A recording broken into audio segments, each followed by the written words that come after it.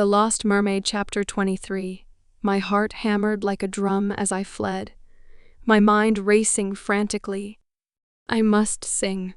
It was the opposite of everything my instincts screamed. Make noise when I wanted to disappear? Shudders ran through my body. I had to do something to cloak myself in safety, and swayed I couldn't believe what happened. I dashed through the kelp forest, praying the keel spear wouldn't find me. Afraid I was swimming the maze in circles, I sped on. Then, close by, I heard singing. Beneath the waves so deep and blue, we sing our song to hide from view. Heed my words and stay quite near.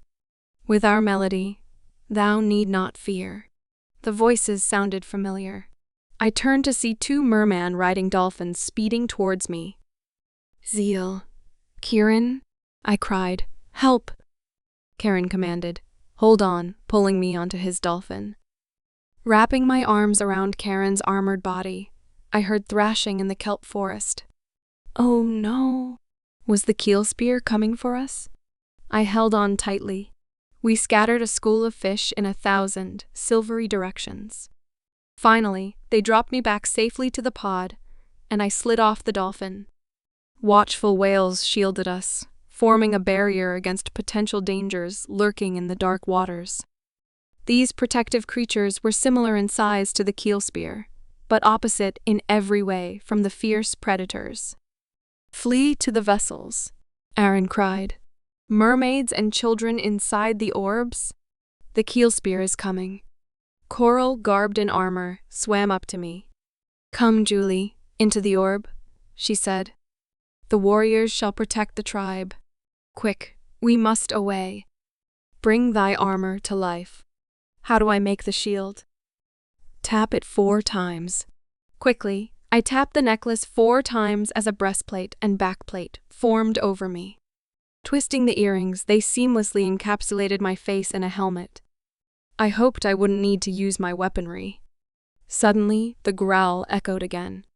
I couldn't tell what direction it was coming from, but it sounded close. Too close. After glancing around, I looked down to see an enormous shadow lurking beneath us. I recoiled in horror and fear. The shadow was creeping closer, blotting out the deep blue with its ominous gray-green flesh. Coral tugged my hand. We swam inside the orb, glad for the safety it provided. Looking out the transparent walls, I saw the warriors and dolphins swim past. One warrior trailed behind. He turned and looked back at me. It was Kieran. Was he going into battle? He rode with the warriors holding spears, an expression of grim determination on his face. The mermen lined up, following their leader's command. Kieran gazed back at me once again, and our eyes met. He lowered his head as a sign of respect.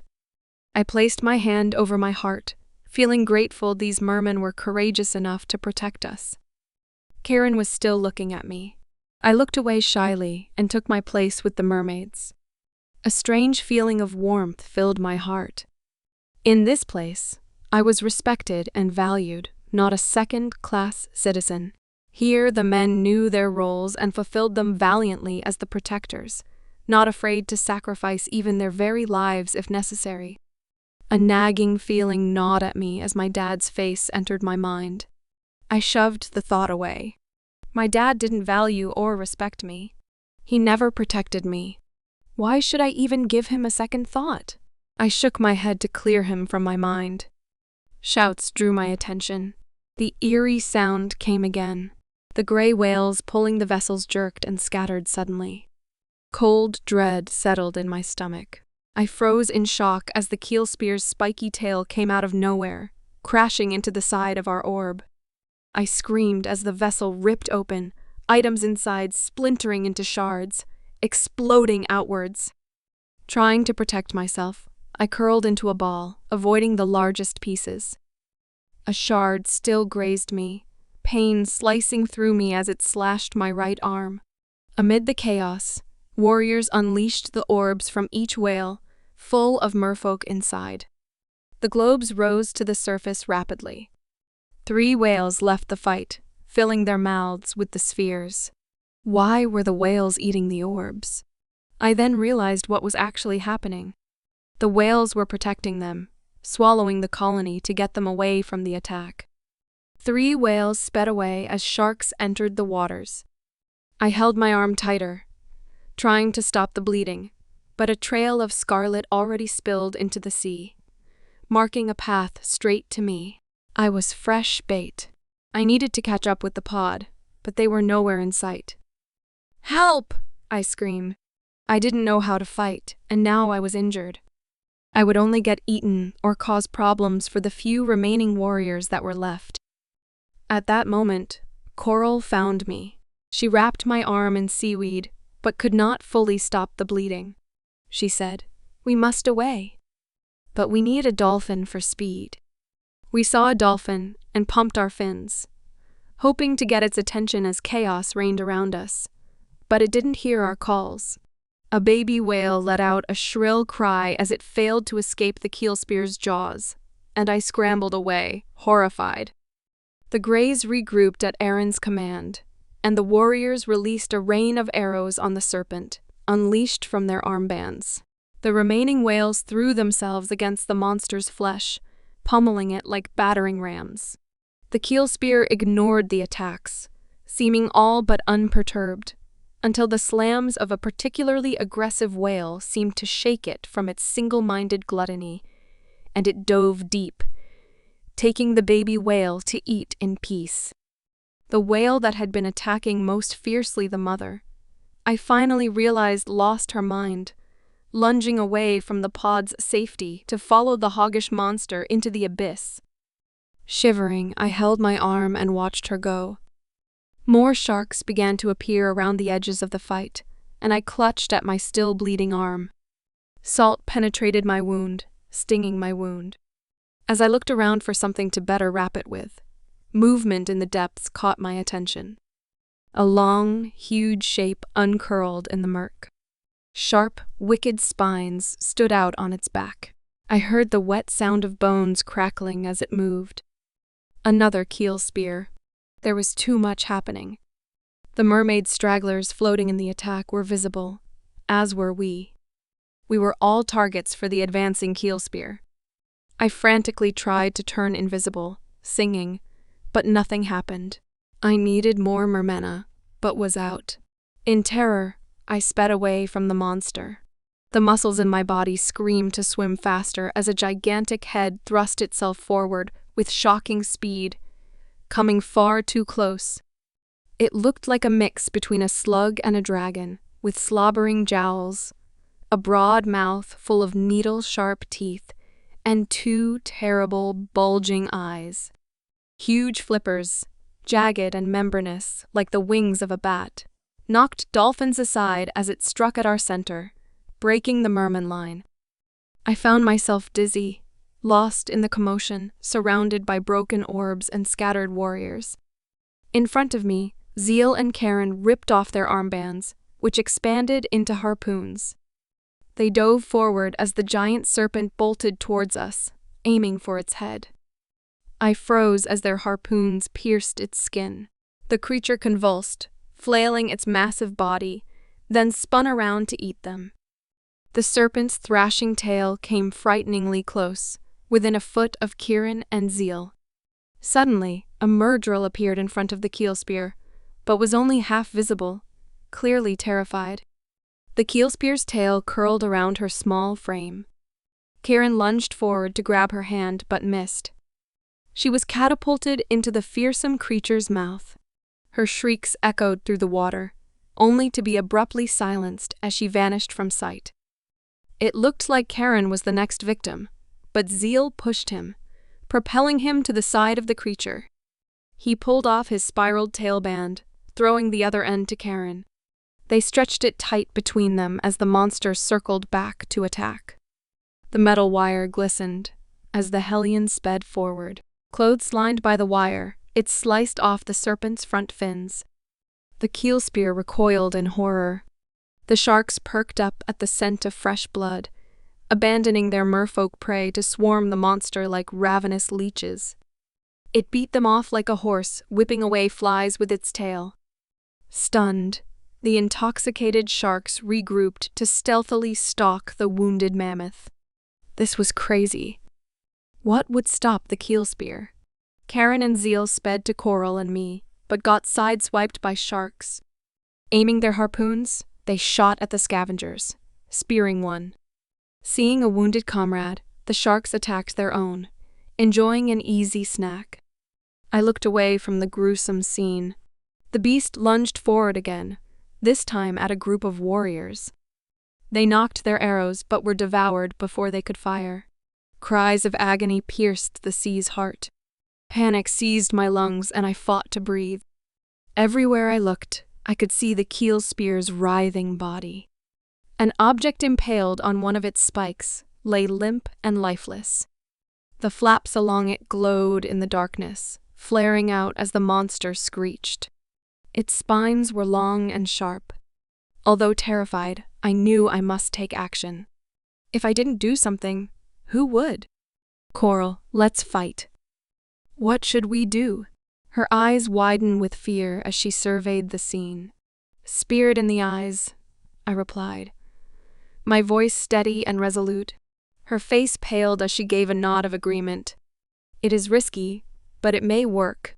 Let us sing our invisibility song. I'm almost out of mermena, I said. As am I, said Coral. We ate the remaining blossoms and sang. Our voices mixed with the sound of the ocean, but the magic of our song took hold, and we vanished from sight, becoming invisible to the enemy. Empowered, we readied ourselves to attack. We may be mermaids, but we were warriors too, willing to do whatever it took to protect the remnants of our people. Fumbling to remove our bracelets, I extended my blade. My eyes narrowing, fixed my view of the slimy serpent ahead. God, please help me. My fingers shook as I held on tightly. I shot my weapon, which disappeared into the darkness. A gurgle come from the demon, and it erupted from the fathoms, shrieking. Coral's arrow flew past, barely missing the other eye. Suddenly, I felt connected to the serpent, as if bound by an invisible rope. Despite trying to break free, I couldn't pull off whatever tethered me to the keel spear. I was in trouble. The more I struggled, the tighter the grip became. Coral, help! I screamed. As the beast dragged me behind it, I became visible. I watched the underwater world whiz past me. Despite my efforts, I couldn't sing or do anything but hold on for dear life, hoping it wouldn't catch sight of me from behind. The massive monster raised its ugly face, snapping in my direction. As it whipped, trying to release the arrow, I could see my weapon lodged in place. The beast's eyes were wild and red, big as dinner plates staring at me with frightening intelligence and raging hunger. It wanted revenge. Adrenaline shot through my body as it swerved in the water, coming straight towards me. With it came the revolting stench of rotting flesh. I gagged on the scent as I grabbed my other wrist, trying to release a weapon, but nothing came. With eyes wide, I prayed with all my might, anticipating death at any moment as the predator opened its vast jaws, wheeling around to eat me. I screamed, terror taking over as its teeth grew larger. A blur flashed at the edge of my vision. Karen rushed past, letting out a fearsome yell as he thrust his harpoon into the keel spear's side. He sliced the water between me and the monster. Suddenly, I became free from the connection to the demon. It shrieked and reared backward, erupting into bubbles as it thrashed. For a few terrifying moments, I couldn't see a thing. Then, I felt Karen's sturdy hands grip my arms, dragging me away. Around us, more sharks emerged, looking for fresh flesh. Aaron and Coral appeared beside me, riding on a dolphin's back. "Hold on to Echo," cried Coral. I wrapped my arms around the dolphin as we sped away, Karen disappearing back into the chaos. Oh no, Karen was going back? 3 sharks followed us in an intoxicated, blood-crazed pursuit as I was still bleeding heavily. I looked back, wishing there was something I could do. With eyes wide open, I prayed fervently, holding tight to Aaron and my wound. Grateful for his fatherly protection, we fled. After a while, I noticed the glowing orbs in the distance had regrouped around a solitary whale, closely guarded by the other 2 whales, as well as teams of mermen and dolphins. We dismounted Echo as he turned around to face the enemy, still in hot pursuit behind us. More dolphins joined in the effort to defend us, pummeling the sharks' underbellies with their noses. In the chaos, one of the sharks tipped upside down. Unable to right itself and swim away, the dolphins rammed the helpless shark, causing the others to flee in fear. I do not know what happened next, as I was relieved to be escorted inside the orb. Aaron carried me like a child in his arms. "Art thou all right?" he asked. I looked into his eyes, feeling his unconditional love. He really cared about me, and he'd only known me for a short time. I burst into tears, not able to respond with words. He understood perfectly, tenderly bandaging my wound. He used a sticky substance over the gash, chanting softly while he worked. "Finishing," he said to Emerald. "I will be back soon, to see thou art well." He bent beside me, touching my cheek gently. "Sleep, child. I am sorry thou hast seen this part of our sea." He rose and touched Emerald's shoulder, and she managed a sad smile. "Be careful, father," she pled. He nodded and swam into the dark waters. Emerald fed me, then put me in a husk to heal as I slept. It was a fitful sleep. When I came to, the first thing I saw was Aaron's worried face. I struggled to find my bearings, wildly looking around to ensure the keel spear was gone. "How art thou?" Aaron asked in a soothing voice, Emerald at his side. "I feel sick," I admitted. "Thou art safe," he said softly, as Aaron reassured me, gently touching me on my arm. "There's nothing to worry about, Julie. The sea is calm once more." "Safe," I repeated, trying to let it sink in. I looked back at the ocean, remembering the terror of the day. Suede, the mergirl, the calf, and the keel spear. I tried fighting back the memories, but they were too vivid in my mind, replaying over and over like a horror show. It took me a while to realize I was trembling uncontrollably. Emerald wrapped her arms around me, her embrace reminding me of the way Mom used to hold me. She let me sleep on her side of the bed when I had nightmares, and was scared as a little girl. I felt a lump rise to my throat as I realized I missed her. I hoped she wasn't too worried about me. If she knew what I had been through, she would have been appalled. "Is our family safe?" I asked Darren. "Are Kieran and Zeal?" "Everyone is accounted for," he said, "save 11 souls. The matrons are comforting the families of the fallen." Aaron, having checked on me, left me alone with Emerald. I never wanted to feel so raw or see such terror again. I wanted to look strong but didn't feel I could anymore. It was too much. "I just can't believe Suede is gone. It's a terrible feeling. I don't know if I'll ever find comfort," I said. "I am sorry for thy loss. He was dear to me as well," said Emerald. "It is wise to embrace thy grief. Suppressing thy emotions will only extend the suffering. Just like a storm, if thou allow thyself to weather it, it will eventually pass, and peace will come once more." Tears welled up in my eyes, and I found myself finally letting go of my emotions, letting a river of sorrow flow through me. Surprisingly, it felt good to release all the pent-up feelings. I wept as Emerald rocked me back and forth, softly singing, "Weep on, little one, weep on. Tremble and quiver, shudder and shiver. Cry until thy tears are gone. Let the drops of sorrow flow. Bitter will come and go. Give it time to wend and sway. Thou shalt not lose thy way. Give thy woe to the divine. Let it be, lest it entwine. Thy Maker will surely bear all thy burdens, all thy care. Weep on, little one, weep on. Time will heal and comfort come. Every night will end in dawn. Weep on, little one, weep on. As I became composed, Karen swam into my chamber. Julie, how art thou? How is thy arm? He asked. It's okay now. The bleeding has stopped, I replied. Karen handed me a pouch. Here is some mermena. I hope they will strengthen thee. Thank you, Karen, I said gratefully as he kissed my hand and swam away. After a time, I summoned my reserves of strength and left to enter the sacred room. I longed to connect with God and find peace. Despite my tears, the swirling sorrow engulfed me once more.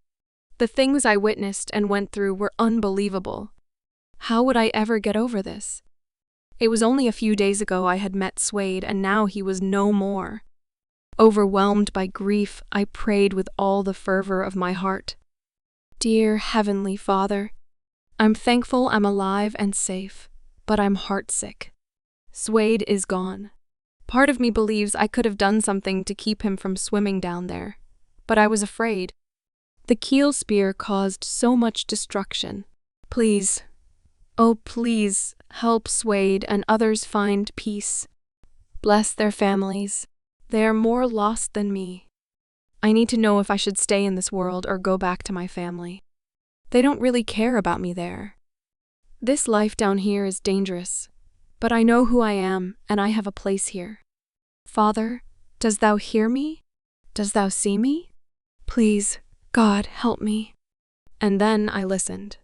I really listened. I let my mind go and tried to hear God whisper, yearning to hear his voice. My heart grieved with pain as the orb shook. There was so much movement as we traveled through the sea.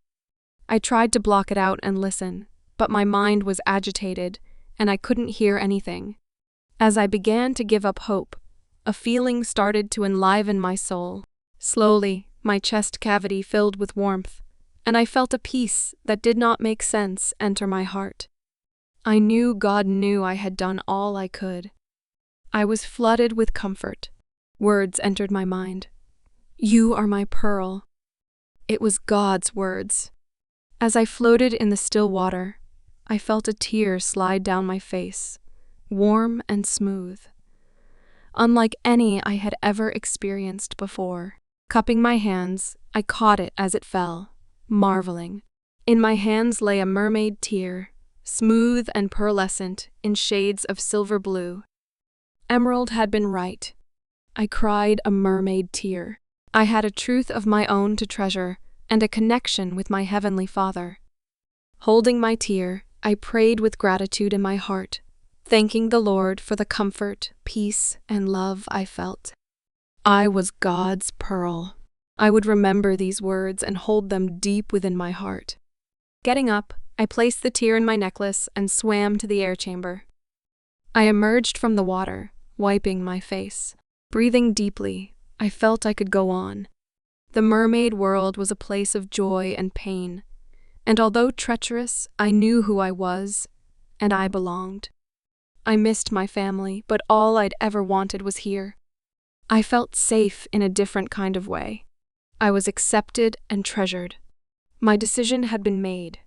I would stay with my mermaid family and not go back to live on land.